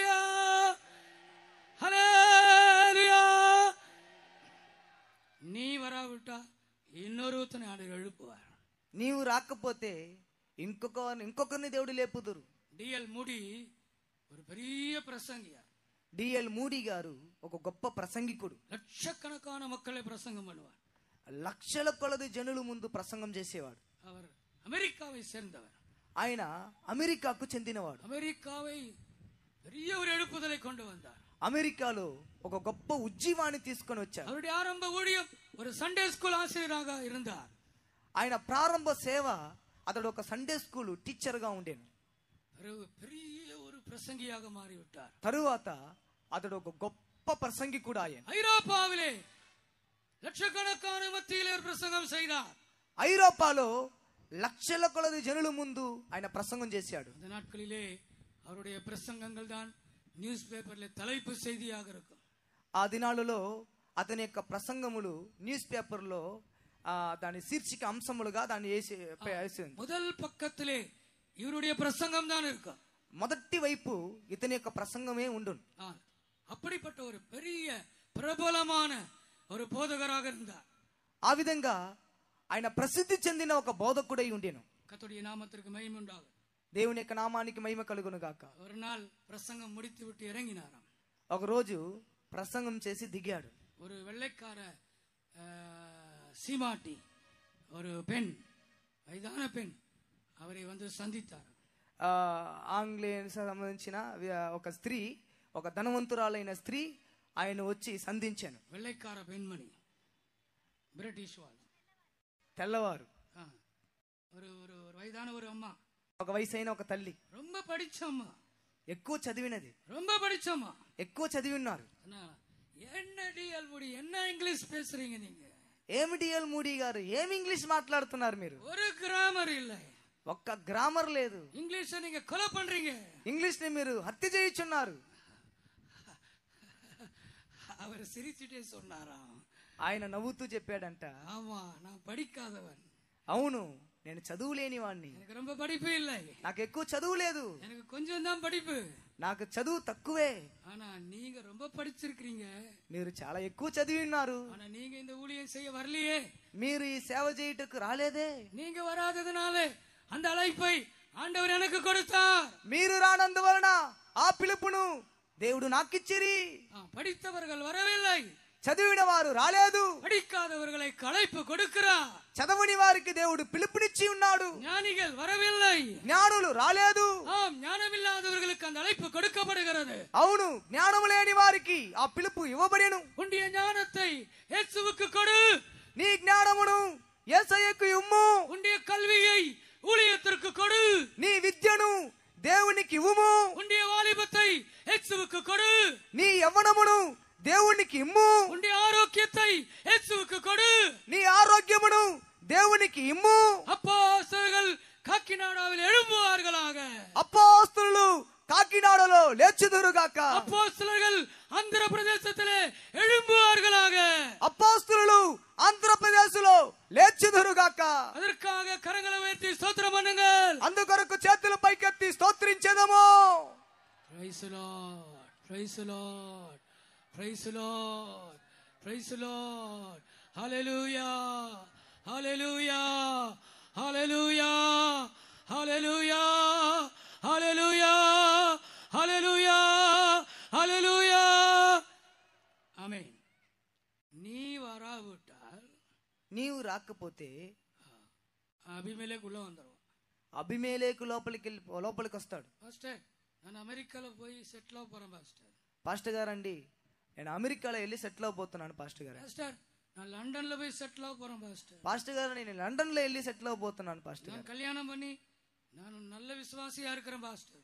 నేను వివాహం చేసుకొని మంచి విశ్వాసిగా ఉంటాను పాస్టర్ గారు. ஊழியத்துக்கு வர வேண்டியவர்கள் ஊழியத்திற்கு வராவிட்டால், సేవకు వచ్చేవారు సేవకు రాకపోయినట్లయితే பிசாசு உள்ள வந்துடுவான், అపవాది లోపలికి వస్తాడు. சபைக்குள்ள பிசாசு வந்துடுவான், సంఘములో అపవాది లోపలికి వస్తాడు. சபைக்குள்ள அபிமெலேக்கு வந்து விடுவான். సంఘములో అభిమేలేకు వచ్చేస్తాడు. எத்தேர் வர தயங்கினார், ఏతేరు వచ్చేదానికి తడువు చేశాను. யோதாம் வருவதற்கு அவன் பயப்பட்டான், యోతాము వచ్చేదానికి భయపడెను. அவர்கள் சக்கு போக்கு சொன்னால் వారు సాకుపోకులు చెప్పిరి. ஆம், அபிமெலேக்கு உள்ளே வந்து விடுவான். అబీమెలెకు లోపలికి వచ్చెను. சத்துரு காத்திருக்கிறான். శత్రు వేచి ఉన్నాడు. உன் கிரீடத்தை வேறொருவனும் எடுக்காதபடி எச்சரிக்கையாயிரு. నీ కిరీటమును వేరొకరు అపహరింపకుండానట్లు జాగ్రత్తగా ఉండుము. உன்னுடைய அழைப்பை காத்துக்கொள். నీ పిలుపును కాపాడుకొనుము. உன்னுடைய அபிஷேகத்தை காத்துக்கொள். నీ అభిషేకమును కాపాడుకొనుము. சபையை ஆளுகை செய்யும்படியாக அப்போஸ்தலர்கள் தேவை. సంఘమును ఏలుబడి చేసేదానికి అపోస్తలులు కావాలి. கர்த்தருடைய நாமத்திற்கு மகிமை உண்டாகட்டும். దేవుని యొక్క నామానికి మహిమ కలుగును గాక. நல்ல ஊழியர்கள் எழும்ப வேண்டும். మంచి సేవకులు లేవవలెను. நல்ல தீர்க்கதரிசிகள் எழும்ப வேண்டும். మంచి ప్రవక్తలను దేవుడు లేపవలెను. நல்ல போதகர்கள் எழும்ப வேண்டும். మంచి బోధకులను లేవవలెను. நல்ல சுவிசேஷகர்கள் எழும்ப வேண்டும். మంచి సువార్తకులను లేపవలెను. நல்ல மேய்ப்பர்கள் எழும்ப வேண்டும். మంచి కాపులను లేవవలెను. கர்த்தர் எழுப்புவாராக. దేవుడు లేపుదురుగాక. அப்படியானால் சபை பாதுகாக்கப்படும். అలాగైతే సంఘము కాపాడబడును. அப்படியானால் ஊழியர்கள் பாதுகாக்கப்படுவார்கள். అలాగైతే సేవకులు కాపాడబడుదురు. அப்படியானால் தேசம் பாதுகாக்கப்படும். అలాగైతే దేశము కాపాడబడును. கர்த்தருடைய நாமத்திற்கு மகிமை உண்டாவதாக. దేవుని యొక్క నామానికి మహిమ కలుగును గాక. நீதிமொழிகளின் புத்தகத்தில் நாம் படிக்கிறோம். సామెతలు గ్రంథంలో మనం చదువుచున్నాం. 11వ అధ్యాయం 11వ అధ్యాయం 10వ వచనத்தை వాసియంగల్. 10వ వాక్యాన్ని చదువుకుందాం. నీతిమంతుల వర్ధిల్లుట, నీతిమంతులు వర్ధిల్లుట పట్టణమునకు సంతోషకరము. పట్టణముకు సంతోషకరము. భక్తిహీనులు నశించినప్పుడు, భక్తిహీనులు నశించినప్పుడు ఉత్సాహ ధ్వని పుట్టును. ఉత్సాహ ధ్వని పుట్టును. హల్లెలూయా. அப்போஸ்தலர்கள் எழும்ப வேண்டும். అపోస్తలులు లేవవలెను. மேய்ப்பர்கள் எழும்ப வேண்டும். కాపురులను లేపవలెను. போதகர்கள் எழும்ப வேண்டும். బోధకులు లేవవలెను. சுவிசேஷகர்கள் எழும்ப வேண்டும். సువార్తకులను దేవుడు లేపవలెను. தீர்க்கதரிசிகள் எழும்ப வேண்டும். ప్రవక్తలను దేవుడు లేపవలెను. நீதிமான்கள் எழும்ப வேண்டும். నీతిమంతులు లేపబడవలెను. பரிசுத்தவான்கள் எழும்ப வேண்டும். పరిశుద్ధులు లేపబడవలెను. రక్షించబట్టவர்கள் எழும்ப வேண்டும். రక్షింపబడిన వారు లేపబడవలెను. ஜெபிக்கிறவர்கள் எழும்ப வேண்டும். ప్రార్థన చేసేవారు లేపబడవలెను. இயேசுவை நேசிக்கிறவர்கள் எழும்ப வேண்டும். యేసయ్యను ప్రేమించేవారు లేపబడవలెను. பிரதிஷ்ఠையுள்ளவர்கள் எழும்ப வேண்டும். ప్రతిష్ఠ కలిగిన వారు లేవవలెను. அப்படியானால் பட்டணத்திலே சந்தோஷம் உண்டாகும். అలాగైతే పట్టణమునందు సంతోషము కలుగును. நீதிமொழிகள் 28వ அதிகாரம் సామెతలు 28వ అధ్యాయం 12వ వచనத்தை వాసియంగల్. 12వ వాక్యాన్ని చదువుకొనిదము. నీతిమంతులకు జయము కలుగుట, నీతిమంతులకు జయము కలుగుట మహాఘనతకు కారణము. మగా ఘనతకు కారణము. దుష్టులు గొప్పవారగునప్పుడు జనులు దాగి ఇందురు. ஆண்டவருடைய நாமத்திற்கு மகிமை உண்டாகட்டும். దేవుని యొక్క నామానికి మహిమ కలుగును గాక. இந்த ரகசிய வருகை வரையும் சபை ஆளுகை செய்ய வேண்டும். రహస్య రాకడ వరకు సంఘము ఏలుబడి చేయబడవలెను. தீய சக்திகளை ஆளுகை செய்ய வேண்டும். దుష్ట శక్తులను ఏలుబడి చేయవలెను. பொல்லாத வல்லமைகளை ஆளுகை செய்ய வேண்டும். దుష్ట శక్తులను ఏలుబడి చేయవలెను. வியாதியின் வல்லமைகளை ஆளுகை செய்ய வேண்டும். వ్యాధి శక్తులను ఏలుబడి చేయవలెను. ஒரு டாக்டர் வியாதியோடு போராடுகிறது போல, ఒక డాక్టర్ వ్యాధిగ్రస్తుల దగ్గర పోరాడే విధముగా, அவர்களை குணமாக்கும்படியாக, వారిని స్వస్థపరచు నిమిత్తము, அவர்களை காப்பாற்றும்படியாக, వారిని కాపాడు నిమిత్తము ஒரு டாக்டర్ போராடுகிறது போல, ఒక డాక్టర్ పోరాడే విధముగా, ஒரு నర్స్ పోరాడుகிறது போல, ఒక నర్స్ పోరాడే విధముగా, ஒரு హాస్పిటల్ పోరాడుகிறது పోல, ఒక ఆసుపత్రి పోరాడే విధముగా సభై పోరాడుகிறது. సంఘము పోరాడుచున్నది. ஊழியர்கள் போராடுகிறார்கள். సేవకులు పోరాడుచున్నారు. விசுவாசிகள் போராடுகிறார்கள். విశ్వాసులు పోరాడుచున్నారు. விசுவாசமுள்ள ஜெபம், విశ్వాస సహితమైన ప్రార్థన பிணியாளியை ரட்சிக்கும், రోగిని స్వస్థపరచును. தேவனவனை எழுப்புவார், దేవుడు అతనిని లేపును. அவன் சுகமாவான், అతడు స్వస్థపరచబడును. அவன் சாவதில்லை, అతడు చనిపోడు.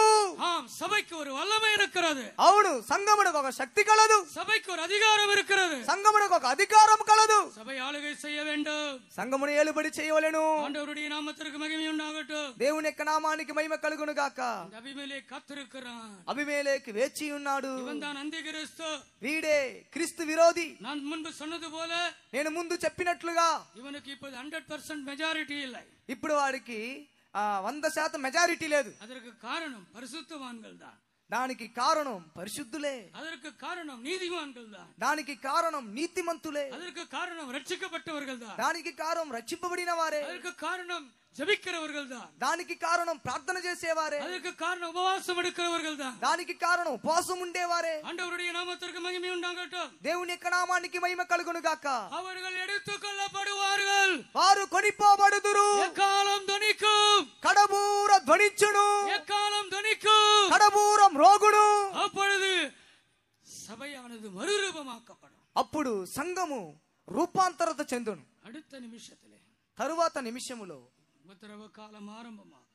శ్రమల కాలం ప్రారంభమగును. முழு உலகத்துக்கும் ஆளுகை செய்கிற தலைவனாய் அந்த கிறிஸ்து வருவார். సర్వలోకమును ఏలుబడి చేసే అధిపతిగా క్రీస్తు విరోధి వచ్చును. கர்த்தருடைய நாமத்திற்கு மகிமை உண்டாவதாக. దేవుని యొక్క నామానికి మహిమ కలుగును గాక. இந்த அபிமெலேக்கு வந்தால் அவன் அழிப்பான். ఈ అభిమేలకు వస్తే వాడు నాశనము చేయును. அவன் సభைக்குள்ளே வரக்கூடாது. వాడు సంఘములో రాకూడదు. அவன் தேசத்திலே வரக்கூடாது. వాడు దేశంలో రాకూడదు. న్యాయాధిపతిகள் పుస్తకం 9వ అధికారం చదవండి. న్యాయాధిపతులు 9వ అధ్యాయం. இவன் ஏன் கொல்லப்பட வேண்டும்? వీడు ఎందుకు చంపబడవలేను? இவன் தலையின் மேல் ஏன் எந்திரக்கல் போட வேண்டும்? ఇతని తల మీద ఎందుకు తిరగటి రాయి వేయవలెను? அந்த ஸ்திரீ ஒரு எந்திரக்கல்லை போட்டாள். ఆ స్త్రీ ఒక తిరగటి రాయిని వేసెను. அபிமெலேக்கின் தலை உடைந்தது. అభిమేలెక కపాలము పగిలెను. பொல்லாத ஆவியின் வல்லமை உடைந்தது. ఆ దుష్ట శక్తులు పగిలెను. ஆம், அபிமெலேக்கு செய்த காரியங்களை 9వ அதிகாரத்திலே 48 47 வசனத்திலிருந்து படிக்கிறோம். 46 படிங்கள். 46 9వ అధ్యాయం 46వ వాక్యం నుండి. న్యాయాధిపతులు. షెకెము గోపుర యజమానులందరూ ఆ వార్త విని ఏల్బేరీతు గుడి యొక్క కోటలోనికి చొరబడిరి. షెకెము గోపుర యజమానులందరూ కూడి ఉన్న సంగతి అబీమెలెకు తెలియబడినప్పుడు అబీమెలెకును అతనితో ఉన్న జనులందరినూ సల్మోను కొండనెక్కి అబీమెలెకు గొడ్డలిని చేత పట్టుకొని చెట్ల నుండి పెద్ద కొమ్మను నరికి ఎత్తి భుజం మీద పెట్టుకొని, నేను దేని చేయటం మీరు చూచితురో మీరును నేను చేసినట్టుగా దానిని త్వరగా చేయడని తనతోనున్న జనులతో చెప్పెను.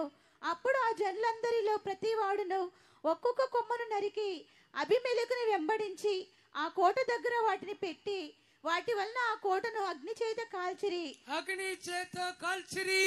అప్పుడు షెకెము గోపుర యాజకులను అనగా స్త్రీ పురుషులు ఇంచుమించు 1000 మంది చచ్చిరి.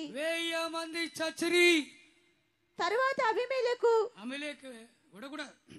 అభిమేలెకుని విడిచిపెట్టకూడదు. பொல்லாத ஆவிகள், దుష్ట శక్తులు அது ஆண்களையும் பெண்களையும் அழிக்க விரும்புகிறது. అది స్త్రీలను పురుషులను చంపగోరుచున్నది. பாவத்தின் மூலமாக, పాపము ద్వారా, வியாதியின் மூலமாக, వ్యాధి ద్వారా, கடன் பிரச்சனையின் மூலமாக, అప్పుల సమస్యల ద్వారా, கணவன் மனைவி சண்டைகளின் மூலமாக, భార్య భర్తల గొడవల ద్వారా எத்தனை பேர் அவர்கள் அழிந்து கொண்டிருக்கிறார்கள். ఎంత మంది నశించిపోవచ్చున్నారు. கர்த்தருடைய நாமத்திற்கு மகிமை உண்டாகட்டும். దేవుని యొక్క నామానికి మహిమ కలుగును గాక. இன்றைக்கு ஒரு சாட்சியை நாம் கேட்டோம். ఈ దినం మనం ఒక సాక్ష్యం వింటిమి. அந்த ஐயா தற்கொலை பண்ணும்படி ஆயத்தமாய் கொண்டிருக்கிறார். ఆ అయ్య గారు ఆత్మహత్య చేసుకునే నిమిత్తం సిద్ధపడుచుండెను. கதவை மூடிக்கொண்டார். తలుపు వేసుకొనెను. அவருக்கு வாழ விருப்பமில்லை. అతనికి జీవించుటకు ఇష్టం లేదు. అబీమెలెకిన్ ఆవి அவனோடு பேசிக் கொண்டிருந்தது. అబీమెలెకు ఆత్మ అతనితో మాట్లాడుచు ఉండెను. நீ மரித்து விடு, నువ్వు చనిపో, நீ மரித்து விடு, నువ్వు చనిపో, நீ ஏன் வாழ வேண்டும், నువ్వెందుకు జీవించాలి, நீ வாழ்வதனால் என்ன நன்மை, నువ్వు జీవించడం ద్వారా ఏ మేలు ఉంది, செத்துப்போ, నువ్వు చనిపో. ஆனால் தேவன் அற்புதம் செய்தார். అయితే దేవుడు అద్భుతము చేసెను. ஒரு ஊழியரை அனுப்பினார். ఒక సేవకుని పంపించెను. அவர் கதவை தட்டிக்கொண்டு நிற்கிறார். అతడు తలుపు తట్టుచు నిలబడెను. கதவை திறந்தால் அந்த ஊழியர் நிற்கிறார். తలుపు తెరిచిన వెంటనే ఆ సేవకుడు ఉన్నాడు. அந்த జానయ్యவை యేసు காப்பாற்றினார். జానయ్య గారిని యేసయ్య కాపాడెను. కైகளை తట్టి కర్తரை స్తోత్రం பண்ணுங்க. చప్పట్లు కొట్టి దేవునికి స్తోత్రించేదము. కైகளை తట్టి కర్తரை స్తోత్రం பண்ணுங்க. చప్పట్లు కొట్టి దేవునికి స్తోత్రించేదము. அப்போஸ்தல ஊழியர்கள் உங்களுக்காக அனுப்பப்படுவார்களாக. అపోస్తల సేవకులు మీ కొరకు పంపబడుదురుగాక. அப்போஸ்தல ஊழியர்கள் உங்கள் கதவை தட்டுவார்களாக. అపోస్తల సేవకులు మీ తలుపును తట్టుదురుగాక. எந்த வீட்டில் பிரச்சனை இருக்கிறதோ, ఏ ఇంటిలో సమస్య ఉన్నదో, எந்த வீட்டிலே அபிமெலேக்கு ஆளுகை செய்கிறானோ, ఏ ఇంటిలో అబీమెలెకు ఏలుబడి చేయుచున్నాడో, எந்த మనిదనై అబీమెలెకు కొల్ల విరుంబుகிறாనో ఏ మనుషుణ్ణి అబీమెలెకు చంపగోరుచున్నాడో அங்கே ஊழியர்களை அனுப்புகிறார் అక్కడ సేవకులను దేవుడు పంపించుచున్నాడు அங்கே சபையை அனுப்புகிறார் అక్కడ సంఘాన్ని పంపించుచున్నాడు அங்கே ஜெபிக்கிறவர்களை அனுப்புகிறார் అక్కడ ప్రార్థన చేయ వారిని పంపించుచున్నాడు రక్షిக்கிறவர்களை அனுப்புகிறார் రక్షించు వారిని పంపించుచున్నాడు விடுதலையாக்குகளை அனுப்புகிறார் విడిపించి వారిని పంపించుచున్నాడు அவர்களை காப்பாற்றுகிறார் వారిని కాపాడుచున్నాడు యేసు நல்லவர் యేసయ్య మంచివాడు యేసు అన్బుల్లவர் యేసయ్య ప్రేమ కలిగిన వాడు சபைக்கு ஒரு வல்லமை இருக்கிறது సంఘమునకు ఒక శక్తి కలదు அந்த ஸ்திரீக்கு ஒரு வல்லமை இருக்கிறது ఆ స్త్రీకి ఒక శక్తి కలదు அந்த ஸ்திரீ தான் புதிய ஏற்பாட்டு சபை ఆ స్త్రీయే కొత్త నిబంధన సంఘం கரை திரை முதலானவைகள் ஒன்றுமில்லாமல் ఆ కళంకము ముడత అట్టిది మరి ఏదైనను లేకుండా கரை திரை முதலானவைகள் ஒன்றுமில்லாமல் కళంకమైనను ముడతైనను అట్టిది మరి ఏదియూ లేకుండా பரிசுத்தமும் பிழையற்றதுமான மகிமையுள்ள சபை పరిశుద్ధమైనది నిర్దోషమైనది మహిమ కలిగిన సంఘం கிறிஸ்துவின் சரீரமாகிய சபை క్రీస్తు శరీరం అనే సంఘం ஆம் கற்புள்ள கன்னிகை పవిత్రరాలైన కన్యక ஆண் பிள்ளை మగ శిశువు திராட்சை தோட்டம் ద్రాక్ష తోట ஆண்டவருடைய நாமத்திற்கு மகிமை உண்டாகட்டும் దేవుని యొక్క నామానికి మహిమ కలుగును గాక சபைக்கு பல பெயர்கள் இருக்கிறது సంఘమునకు పలు పేర్లు కలవు பரலோகத்திலே பேர் எழுதப்பட்டிருக்கிற முதற் பேரானவர்களின் சர்வ சங்கம் పరలోకంలో పేరు రాయబడిన ప్రథమ ఫలమైన సంఘమై ఉన్నది ஆண்டவருடைய நாமத்திற்கு மகிமை உண்டாகட்டும் దేవుని యొక్క నామానికి మహిమ కలుగును గాక இந்த சபையில் இருக்கிற ஊழியர்கள் விசேஷமானவர்கள் ఈ సంఘంలో ఉన్న సేవకులు విశేషమైన వారు இந்த சபையில் இருக்கிற விசுவாசிகள் விசேஷமானவர்கள் ఈ సంఘంలో ఉన్న సేవకులు విశేషమైన వారు ரட்சிக்கப்பட்டவர்கள் விசேஷமானவர்கள் రక్షింపబడిన వారు విశేషమైన వారు ஞானஸ்நானம் எடுத்தவர்கள் விசேஷமானவர்கள் బాప్తిసం పొందిన వారు విశేషమైన వారు அபிஷேகம் பெற்றவர்கள் விசேஷமானவர்கள் అభిషేకం உடைப்பார்கள் అలాంటి వారు అపవాది యొక్క కపాలమును పగలగొట్టుదురు ஆண்டவருடைய நாமத்திற்கு மகிமை உண்டாவதாக దేవుని యొక్క నామానికి మహిమ కలుగును గాక ஆம் எந்திர கல்லை அந்த ஸ்திரீ அபிமெலேக்கின் மேல் போட்டால் తిరగటి రాయిని ఆ స్త్రీ అబీమెలెకు తల మీద వేసెను ஆகாரம் செய்வதற்காக அது வைத்திருந்தார் ఆహారం సిద్ధపరిచేదాని కొరకు దాన్ని పెట్టి ఉన్నారు தானியம் அதை அரைக்கிறதற்காக வைத்திருக்கிறார் ఆ ధాన్యమును పిండి చేసేదాని కొరకు అది పెట్టారు ஆம் பழைய நாட்கள் எல்லா வீடுகளும் அது இருக்கு ఆ పాతకాలంలో అందరి ఇంట్లో అది ఉండును எந்திரக்கல் எல்லா வீடுகளிலும் இருக்கு ఆ తిరగటి రాయి అందరి ఇంటిలో ఉండును அவர்கள் గారి காரி அந்த எந்திரக்கல் இருந்தா எல்லாம் கிடைக்கும்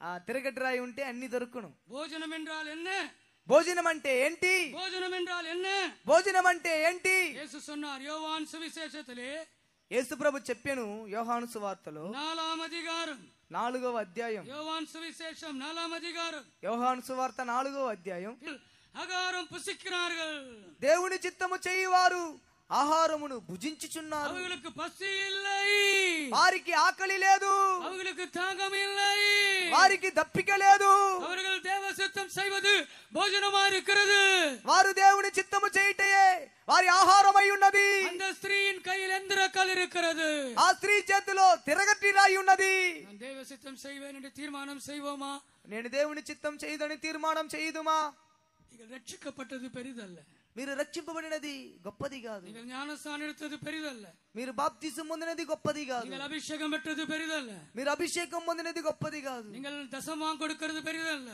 మీరు దశమ భాగములు ఇచ్చేది గొప్పది కాదు நீங்கள் உபவாசம் எடுக்கிறது பெரிதல்ல మీరు ఉపవాసం ఉండుట గొప్పది కాదు நீங்கள் ராபோஜனத்திலே பங்கு பெறுகிறது பெரிதல்ல మీరు ప్రభు బలులో పాలు పొందుట గొప్పది కాదు ஆம் நீங்கள் தேவ சித்தம் செய்கிறீர்களா మీరు దేవుని చిత్తమును చేయుచున్నారా உங்களுடைய சுயம் சிலுவையில் அறையப்பட வேண்டும் మీ స్వయము సిలువ వేయబడవలెను இனி நான் அல்ல ఇక నేను కాదు இனி நான் அல்ல ఇక నేను కాదు இனி நான் அல்ல ఇక నేను కాదు கிறிஸ்துவே என்னில் பிழைத்திருக்கிறார் క్రీస్తు యేసే నాలో జీవించుచున్నాడు நான் சிலுவையில் அறையப்பட்டிருக்கிறேன் నేను సిలువ వేయబడి ఉన్నాను ஒரு அருமையான வசனம் ఎంత అమూల్యమైన వాక్యం பரிசுத்த பவுல் தன் ஜீவியத்தை சொல்லுகிறார் పరిశుద్ధుడైన పౌలు తన జీవితమును చెప్పుచున్నాడు இது ஒரு பாஸ்டருடைய ஜீவியம் ఇది ఒక పాస్టర్ యొక్క జీవితం பாஸ்டர் பாலுடைய ஜீவியம் పాస్టర్ పాలు గారి యొక్క జీవితం அப்போஸ்தலர் பாலுடைய ஜீவியம் అపోస్తలుడైన పాలు యొక్క జీవితం இனி நான் அல்ல ఇక నేను కాదు இனி நான் அல்ல ఇక నేను కాదు நான் கிறிஸ்துவுடனே கூட சிலுவையில் அறையப்பட்டிருக்கிறேன்